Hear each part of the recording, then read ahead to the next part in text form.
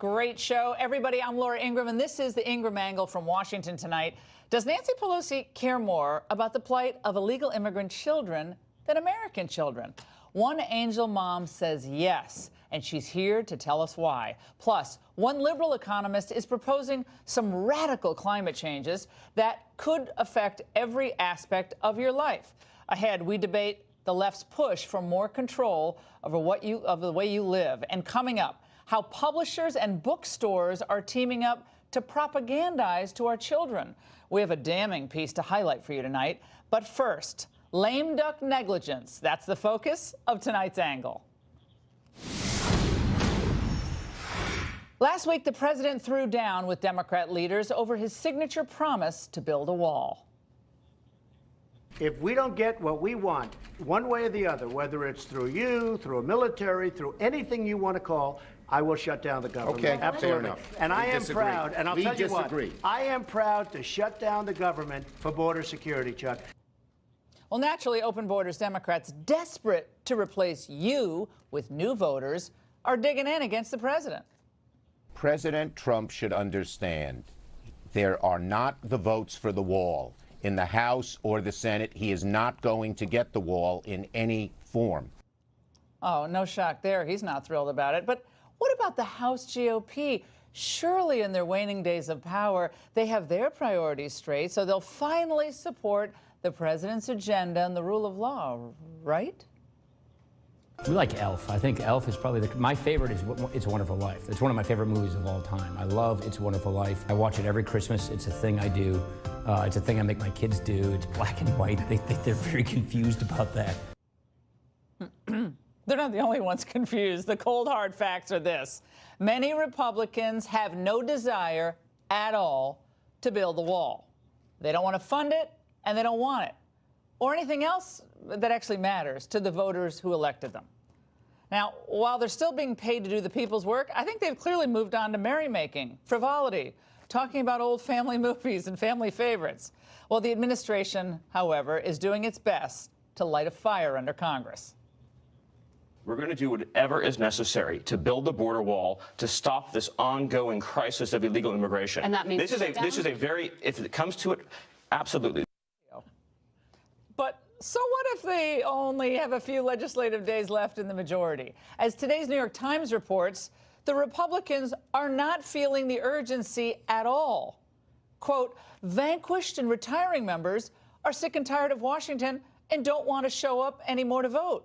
Many lawmakers, relegated to cubicles as incoming members take their offices, have been skipping votes in the weeks since the House Republicans were swept from power in the midterm elections. And Republican leaders are unsure whether they will ever return. Oh, really? Then we as taxpayers should be unsure whether they're ever going to receive their last paychecks, or maybe a chunk of their fat pensions for that matter. This is a complete dereliction of duty when we have an ongoing emergency on our southern border. Now, they're worrying about working out of a cubicle? But let's not kid ourselves, my friends. The leadership of both parties, again, never wanted to fund the wall. Speaker Paul Ryan is a nice person, but he was always against it. Remember what he said back in October? We intend on having a full-fledged discussion about how to complete this mission of securing our border, and we will have a big fight about that, and we're going to be looking at doing we'll figure out how to do it in December. Oh my gosh, a full-fledged discussion? A fight? Well, we've had neither, and as I predicted in October, it's all talk, push it to right before Christmas, they'll do nothing. Now, does Ryan really think we're all that stupid? And anyway, what's there to discuss? Secure the border. That's what we want. We have people pouring across our border, children dying from the trek because adults, they know that if they have a child with them, they're going to be processed and then they'll be released into the country. That's just the way it works. Well, the truth is, Republican leadership, for the most part, with few exceptions, again, never wanted a wall. They just want the appearance of border fortification. You need cameras, you need electronic devices, you need these you need the aerial devices to be able to police it. In the mountainous areas, you can't build a wall over a mountain, so you need cameras and you need drones up there. deep thoughts. You can't build a wall over a mountain. Okay, anyone and anytime they start talking about sensors and drones, they're closer to the Schumer position than the Trump position. This is why I repeatedly urge the Republicans to elect a new speaker back when Ryan announced his retirement. They needed a strong leader who would help enact the president's agenda, not someone more focused on, well, his long goodbye. I remember just being awestruck the first time I walked down that center aisle. That feeling just never goes away. I still feel it when I walk onto the floor each and every time. Since becoming Speaker of the House, which is not something that we're used to in Wisconsin, I'm the only one who's done that, I appreciate the indulgence of the people I work for who indulged the fact that I had other responsibilities in addition. Okay, well, that's sweet. That was a nice little farewell address, but we shouldn't have to indulge anyone working for us. Paul Ryan is a really kind person, and he's a nice man, and he's smart. And he always called the taxpayers his employers. I like that. So shouldn't we expect, and we the people expect our employees to work through their last day on the job? If we're in charge, we say work, right? Well, given the lack of initiative in the House and absolutely no direction being given by leadership, you might wonder how the retiring speaker is spending his time. Well, yes, prepare to put on a pair of fuzzy jammies and watch Paul Ryan, the series. A few days after he was sworn into office, I needed to know, what is it that you want to do? The first thing he said was tax reform. Our tax system is punishing all those qualities that make America great. It was political suicide. It was good work. It's what needed to be done. It's just that most members were really uncomfortable with it. I remember the difficulty Paul was having in making that decision. We mapped out a calendar and we saw very quickly, you can't lose a week. We're going to run out of time. It's going to push everything back and we're going to run out of time. Oh, that's good. Fire up the popcorn maker, kids. Come see how Paul Ryan did it. Oh, I love how they're worrying about running out of time in that little documentary. Yeah, we're running out of time. Well, we are running out of time for America. Now, this is my last week on terrestrial radio, and I'm watching a new podcast in January. A lot of you have already heard about it. But my listeners today had this to say about the Republicans' refusal to do what's right at the border. Purposefully incompetent, maliciously incompetent. Political opportunists. Infantile. Call your congressmen, people out there listening. Call them, tell them no matter what to back our president. And those are the nice things they said. Well, you may have to call your congressman, but there are reports that the Republicans are considering a continuing resolution scam where they would fund the government until September with no real money for the wall. Now, the people in the White House cannot allow this. They should not stand for this. Bring on the shutdown. For all the bluster and the worry about a government shutdown, we all should realize one thing. With the exception of tax reform, which frankly could have been a lot better, and VA reform, which was good and needed, the government has essentially been shut down. Shut down to the will of the American people for 2 years. Does that sound harsh? Well, I'm telling you the way it is, not the way you want it to be. The Republicans were elected to Congress to move the Trump agenda, and in many cases, they have frustrated it. That is a fact. They passed a massive defense spending bill without any offsetting cuts. So much for spending caps. They secured no asylum reform. They did not end chain migration. They failed to produce an infrastructure bill, and they blocked the president's efforts to fully fund his signature promise. And the reason why many of them got into office in the first place, well, it was supposed to be to build the border wall. Republicans are spending time and political capital this week on criminal justice reform, which I generally support. But this was not the reason the American people turned out to vote in 2016. It's also not an emergency, whereas the disaster at the border really is. So whether they're retiring or returning in the new year, Republicans should stay focused and in session through Christmas if necessary to get this wall funded. I know what you're saying. It'll never happen, Laura. It'll never happen. Well, guess what? This is our country. This is what they promised to do implicitly when President Trump was elected. And by the way, this goes for the White House as well. For the retirees, the holidays will be here soon enough. And they're going to have plenty of time to join Paul Ryan. They can binge watch things like It's a Wonderful Life. And even as our political life becomes anything but. And that's the angle. All right, joining me now with reaction is Matt Schlapp, chair of the American Conservative Union, and Luis Miranda, former DNC communications director. Matt, should the president veto any bill that does not give him adequate funding for this wall? Absolutely. There's nothing wrong with the Republican Party finally making it clear to the Democrats that there's not a white flag every time we have a spending fight. And that's essentially what we have learned over the years, is that we lose these budget fights. Shutdowns are bad for our party, so we're just going to not fight anymore. And I think that is one of the biggest mistakes that my party has learned. And I'd like the president to stand up and realize that if we don't get it on a funding measure, no other measures pass. Well, I would say, Manuel, here's what happened. The president in, I guess it was April, Matt, correct me if I'm wrong, that he wouldn't do another omnibus. That's right. His instinct was right. His political instinct is so much better. He almost didn't sign it. He almost remember that morning. It Yes. was, and I was like, oh, thank God. His instincts are so good politically. But the Republican leadership, I'm sorry, and I like Paul Ryan. It pains me to say this. I've always liked him very much as a person. I think he's a good person. Yeah.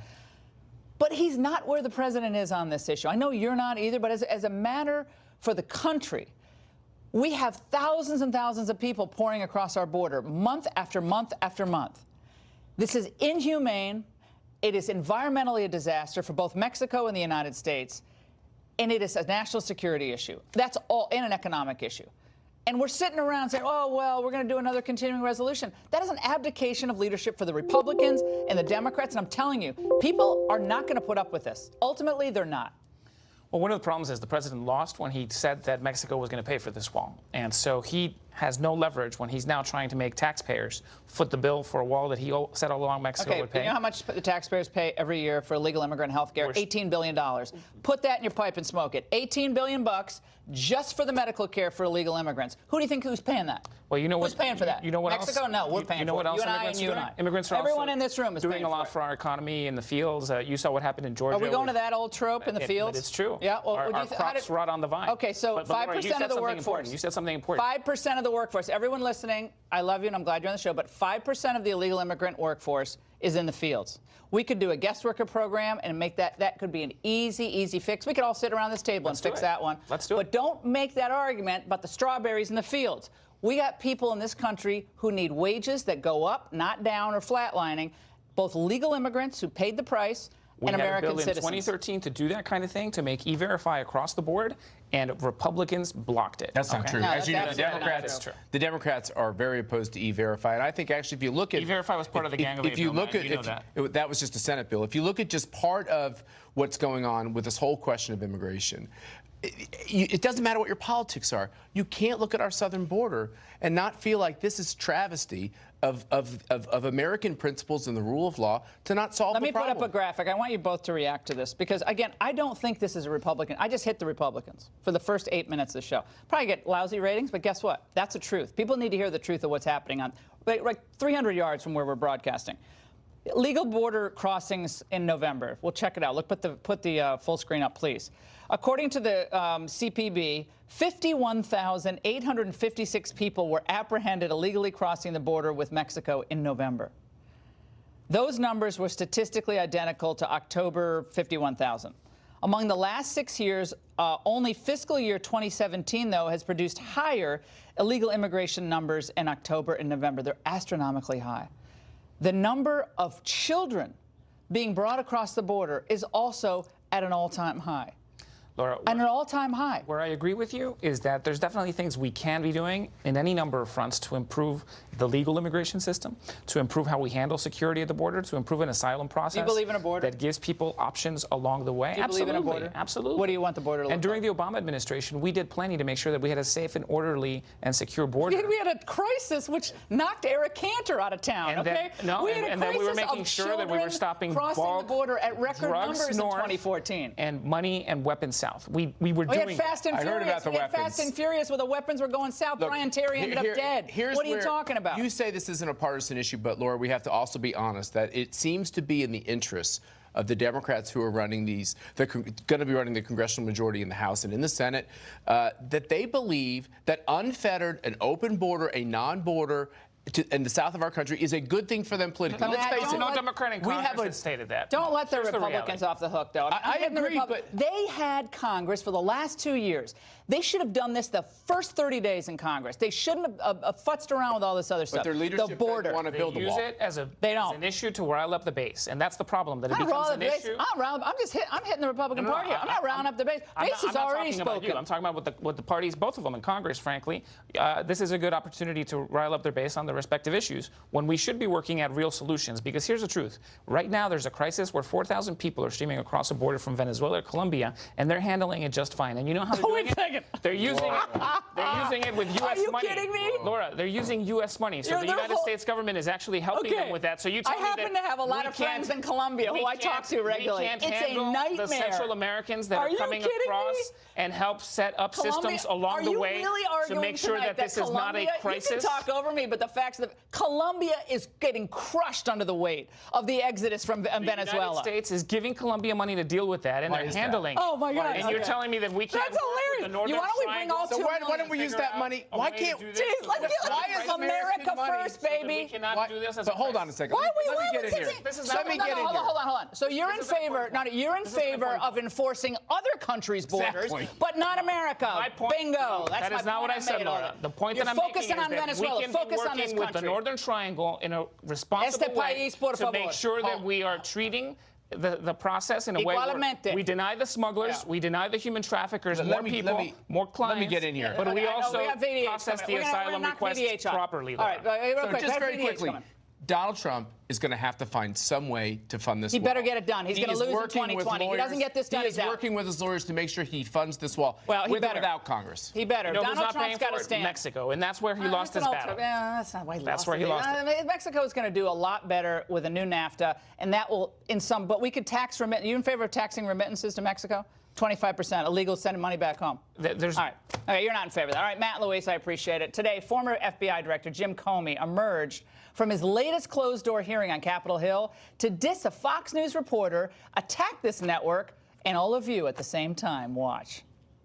At some point, someone has to stand up, and in the face of fear of Fox News, fear of their base, fear of mean tweets, stand up for the values of this country. Yeah, I have a question from Fox News, in fact. Your handling of the Flynn interview, how is it consistent with the investigation's roadmap for agents, the Domestic Investigations Operations Guide? Entirely consistent, in my view. Director Comey, the FBI's reputation has taken a big hit over the last year. Do you share any of the responsibility for that? No. The FBI's reputation has taken a big hit because the President of the United States, with his acolytes, has lied about it constantly.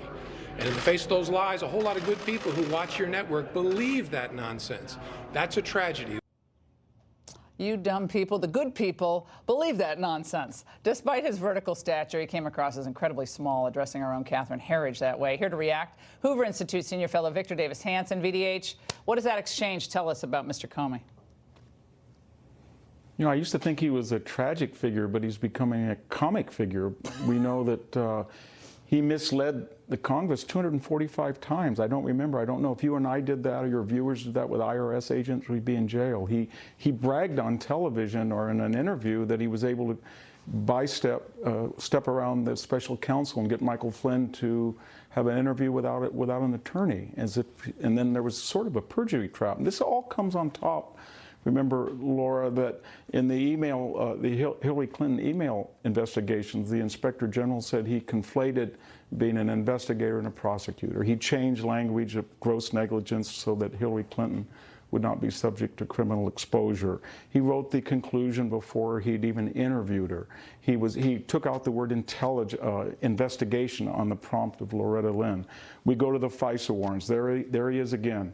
He didn't tell the FISA judge that the dossier was a product of Hillary Clinton's opposition research. He didn't But tell how about them the condescending stuff, Victor? How about the condescending, little condescending? He has such a condescending air about him. Well, you're good viewers. Yeah, I think that's nonsense. Oh, just dismissive. No, oh, get out. I find him so tedious. Why I can't believe his FBI director. No, I think he's a comic figure. That's why I said, because he quotes Reinhold Niebuhr when he tweets. He's a professor of ethical leadership. Yeah. He wrote a book called The Higher Truth. And flipping around, and they hang on his every word. I mean, Wolf Blitzer and those real. Like every time Comey comes out, it's like the Bobby Soxers in Sinatra. It's like, oh, Comey comes out. Like, oh my God! Have you been following the news on this subject over the last several months or last year? It's ridiculous. Yeah, it is. And I mean, even his deputy, Andrew McCabe, says that he didn't leak. Comey says, yes, you did. And he said, no, you leaked. And then we were told that McCabe says the dossier was really important. Comey says, no, the dossier was not important. And it's just this constant conflict of truth and by the author of A Higher Loyalty that really bothers Americans. And I think he should just stop the obsession with Donald Trump and really read Reinhold Niebuhr and then self-reflect and get rid of the sanctimoniousness. VDH is coming on radio with me, though, this week. All right, Victor, thanks so much. Nancy Pelosi says we have a moral responsibility to take care of migrant children. Fair enough. And we do once they're here. But where's she been when all those American children were being harmed by illegals? Up next.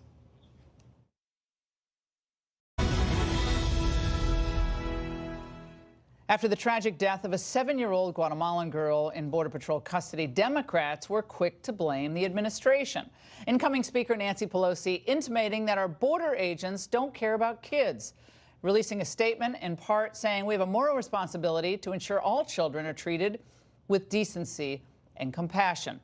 So what about American children who are criminally brutalized by illegals? Consider Madison Wells, a 16-year-old girl in New Jersey, allegedly stabbed to death by Brian Cordero Castro, an illegal immigrant from Guatemala.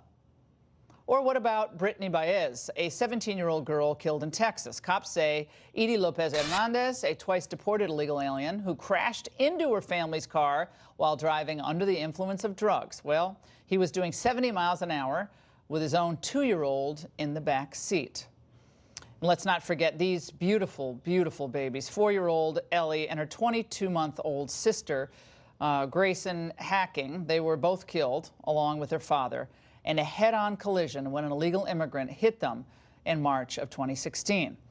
The alien didn't have a driver's license and was sentenced to a meager 2 years behind bars. The widowed mother, Courtney Hacking, was left to raise her remaining 3 children alone. My next guest says she's reached out to Pelosi's office on multiple occasions requesting whether she would meet with any of the Angel families, but she's never heard back. Marianne Mendoza joins us now. Her son Brandon was killed back in 2014 after his police car was hit by an intoxicated driver who was in the U.S. illegally. Marianne, we've talked before, but thank you so much for being here. What do you think Nancy Pelosi's office is doing here? Do you think they're just completely ignoring your requests, or for political reasons think it's too hot? Are you sure your messages are getting to the right people? Yes, and I think that her mindset is that if she doesn't acknowledge that we exist and this problem doesn't exist and our children didn't exist and they were killed by illegal aliens, that she doesn't have to acknowledge that this is a problem in our country. She talks about having a moral obligation to take care of children, yet there's a rape epidemic going on in North Carolina at the hands of illegal aliens that Nancy Pelosi has never spoken of. And she has never, ever talked about the innocent Americans that are killed by illegal aliens crossing our border.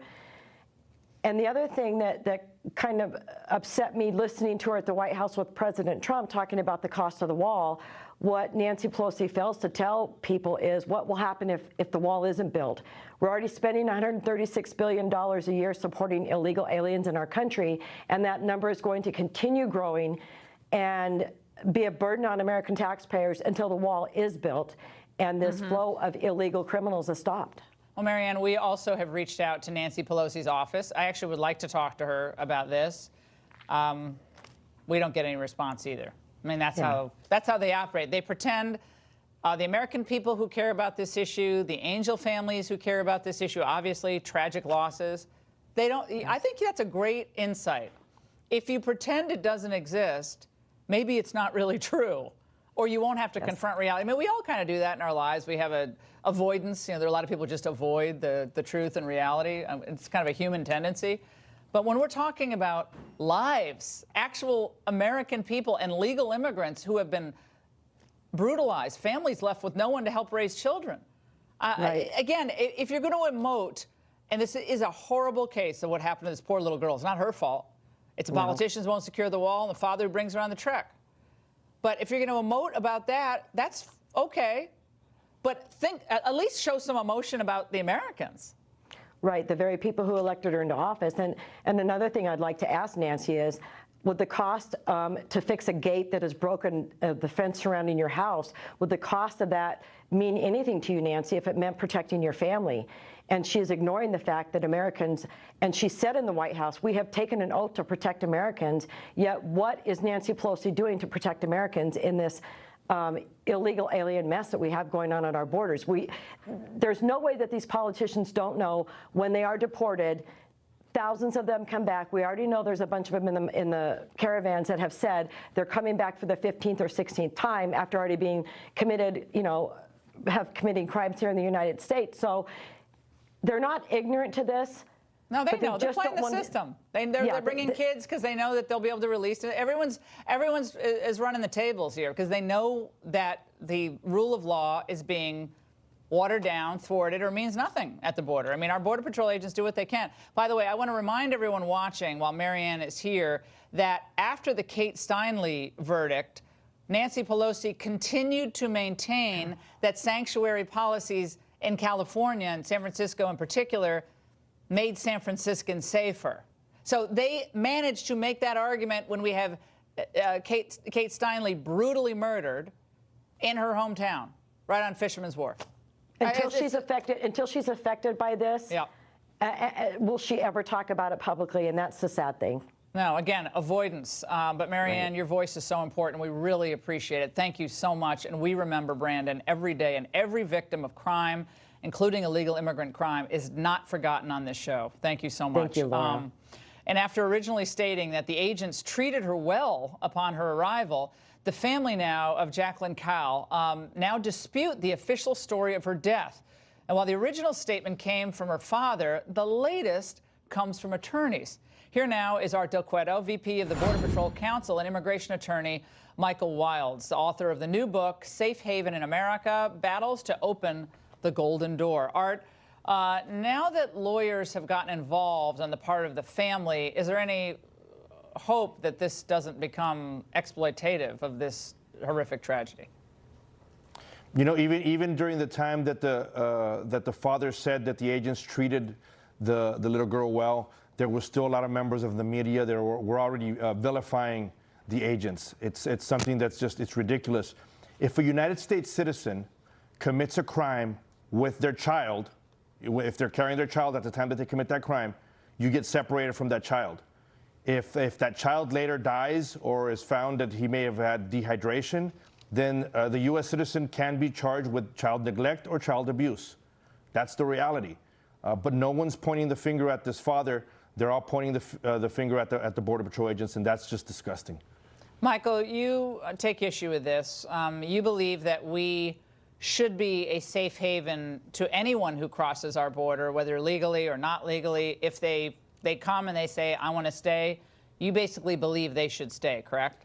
Thank you, Laura, for having me. And I, too, believe, like the union representative to the agents, that the agents empathize with the loss of life. It's tragic, whether it's an American citizen felled by somebody unlawfully present or a child who's brought by a father here. These agents, mind you, as I understand it, and I'm a former federal prosecutor, are brought there and they have to sleep there for a week because it's in such a far remote area. My only issue is that there are no protocols in place to actually have the medical needs that are needed. And we need to disincentivize fathers and mothers to bring children into this dangerous terrain.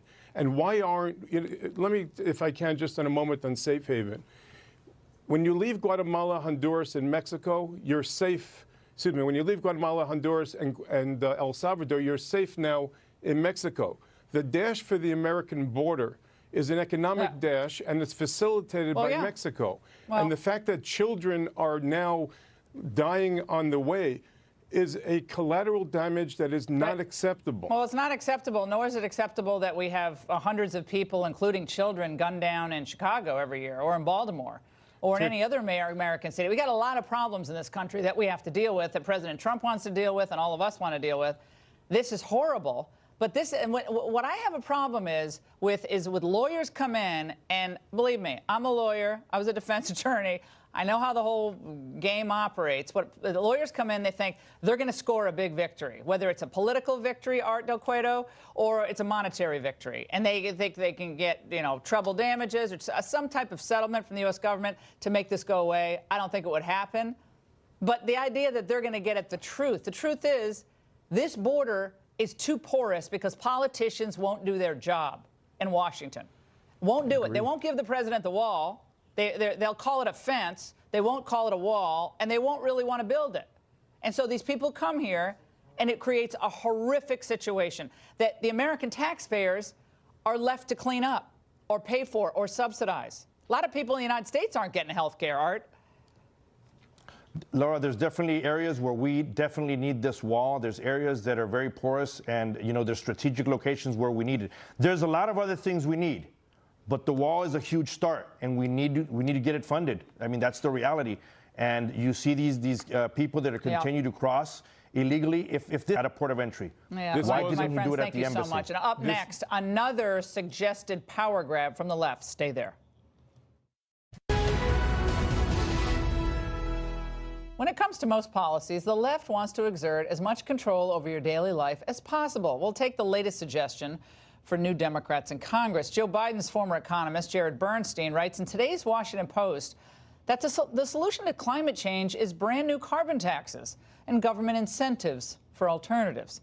Joining me now to debate this is Brad Johnson, co-founder of Climate Hawks Vote, as well as Mark Morano, founder of Climate Depot and author of the Politically Incorrect Guide to Climate Change. All right, Brad, America has actually lowered, I think, our carbon emissions under Trump, so why should Americans sacrifice our way of life for these new carbon taxes? Actually, my understanding is that carbon emissions have gone up pretty significantly in the last few years, and a lot of what we've seen in I don't think so. Not in the last 12 months. We can go. The last 12 months? Your viewers can go and check out at EIA.gov, the Energy Information Administration, which has those numbers.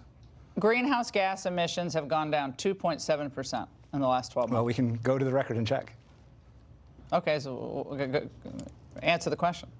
If we accept the premise of the question, the reason to act on climate change is because of the harms that it's causing to Americans in the world already today. Are you going to cite the phony 97% of all scientists? Oh, no, I was going to talk about... Okay, because that's been debunked. I was going to talk about... Everyone trots that out, like, oh my God, 97%. Then all of a sudden you dig into it, you can unpack that in like 4 different ways, and it's completely phony, but go ahead. No, I was going to talk more about what we've seen in Puerto Rico and in California and all across the country and the world, where we're seeing billion-dollar climate disasters on the rise, and this is real American suffering. None of that. I mean, I'm a conservationist and I'm a real outdoors person, so I cherish the environment, and I don't think we should abuse it. I think we should have a balanced approach to our life, really. I cry when barns are torn down. I'm really pathetic on this stuff. So my problem, though, is when you say, well, this happens, you make a connection from point A to point B with very little evidence when it comes to wildfires. We have people living in areas that they never lived before, and incredibly remote terrain. And I've been to some of the parts they're beautiful. Yeah. But for someone who believes in animals and wildlife, I mean, maybe that's where the animals and wildlife have to be, and probably not in these remote canyons that have always been dry. Yeah, I mean, the fundamental reality about whether we're talking about wildfires or floods is that these are human disasters. They're human-made disasters that are caused by human decisions. Which meteorological events aren't human-made? A regular rainstorm? No, I'm talking about the cost to life and property. Those are human decisions, the decisions that we make of where to build, right. What kinds of building materials we use, but also the pollution that we put into the atmosphere. And collectively, as a society, we've made the decision to pump billions of tons of greenhouse gases into the atmosphere. So, do you think we should basically immediately, go to 50%? I mean, some of the more radicals are cut by 50%. Keep it in the ground. Some of them don't. Yeah, stay in the ground. Well, I mean, it really is. Should be a decision for the American people and for the world. Well, they're rejecting it in France, correct? I mean, they're rejecting the big push. They're rejecting it in France. It's spreading across Europe. Brazil's new government, the foreign minister called it a Marxist hoax. Canada has a carbon tax rebellion. Donald Trump was criticized by French President Emmanuel Macron for promoting nationalism and pulling out of the UN Paris Agreement. And then a week later, Paris is ablaze. What Brad tries to call it poison weather. Wildfires, droughts, hurricanes. On every climate timescale, 50 years and beyond, they're either no trend or declining. That's how you look at the science. You don't look at it. California had much worse droughts in previous centuries. Global drought is showing no trends. And this is even buried in the UN reports. They can't even hype that kind of But then you nonsense. see the icebergs and big pieces of ice coming off. Then you see the polar bear really lonely on a piece of ice. And I start to tear up and I cry, and I'm sure a lot of other people cry because it looks really awful. And we are changing the planet, with no doubt about it, correct? Right, we are changing the planet. But here's the perverse thing: if we actually species are being wiped out because we do dumb things. Yes, but that's one thing we know how to do now is save species. One of the biggest success stories is we know even now how to, when you do logging and other forests, how to do, instead of clear-cutting vast swaths, they do what they call sustainable logging, and they cut different sections. But the bottom line here is this: the carbon tax would actually increase emissions, because if you hamstring the developed world, the United States, Canada, Western Europe, all that's going to do is move industry over to China, India, places without that. And there's actually peer-reviewed studies and other studies showing that emissions for decades to come would go up. So even if that's your goal, it's the wrong way to go. What's interesting, though, is that conservatives on this have a very little emotional appeal of their arguments. I mean, they don't sell their points well, and so kids come home from school and they're literally in tears because they're frightened to death that it's all coming down. And there was a really interesting moment at the Poland UN big plenary session on climate change where a little Swedish, 15-year-old Swedish young woman made a very impassioned speech. Let's watch. Our civilization is being sacrificed for the opportunity of a very small number of people to continue making enormous amounts of money. Our biosphere is being sacrificed so that rich people in countries like mine can live in luxury.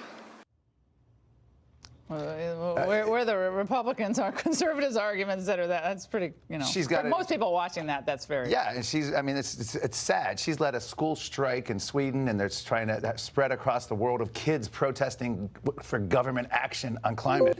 What she's not realizing is that government action on climate is the worst thing you can do to the developed world, because you're going to limit their ability to develop, and it's actually bad for the environment. It's better to have fossil fuels and carbon-based development in Africa, South America, and Asia. Then you don't have people dumping stuff into the rivers, open sewage. You don't have them burning huts made of dung, burning dung and breathing in bad air.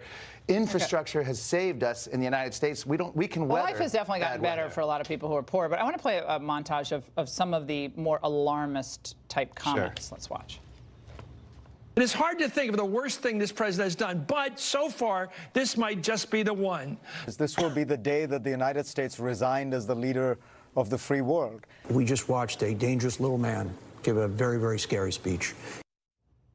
Mark, see, that goes a little bit, and that's after we dropped out of the Paris Accord. I mean, do you subscribe to those alarmist comments? It's all coming. Well, I mean, that last one I think was just a dig at the president, which is not necessary. But I think the point that Greta Thunberg, the young woman there, was making is really what's driving.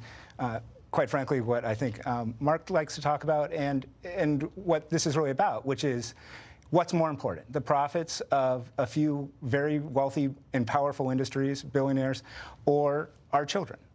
And we get to make that choice. Won't carbon taxes hurt the poorest people, though? The rich people can pay the carbon tax. They don't care. But the poor and the middle class will pay a lot. It's really funny you should say that, because the state-level initiatives to pass carbon taxes this year, which were defeated by the fossil fuel industry outspending advocates by tens of millions of dollars. Why do we have all those Solyndra-type flops? So we had $500 million of taxpayer money go to Solyndra, all the Solyndra-type offshoots. Those were all big donors to Obama. And they went down the tubes. This is something that I would defer to you and your viewers for checking the facts. But my understanding is that program, the ARPA-E, invested in lots of industries and lots of companies and has made a profit for the American people.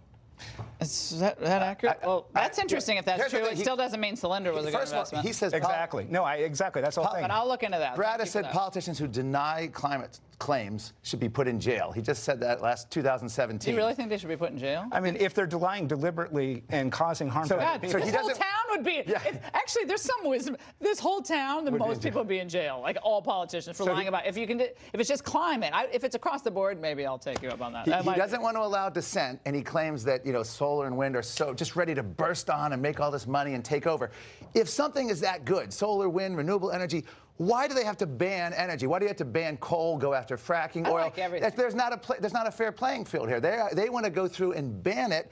If Al Gore is right, the day you can go to Walmart and buy a solar panel and put it on your home and get off the grid is the day the climate policy debate ends. But that's not what they're interested in. The UN's calling for centralized transformation. Oh, we've burned through hundreds of billions of tons of fossil fuels. And the United States has benefited greatly from it. I have, all of us have. But it comes at a cost. And that pollution, and now we're paying the piper for that. I don't know what the cost is. We'll end on that. Thank you so much, both of you. And coming up, before you run out to grab those last-minute stocking stuffer books for your kids or your grandkids, a propaganda warning next.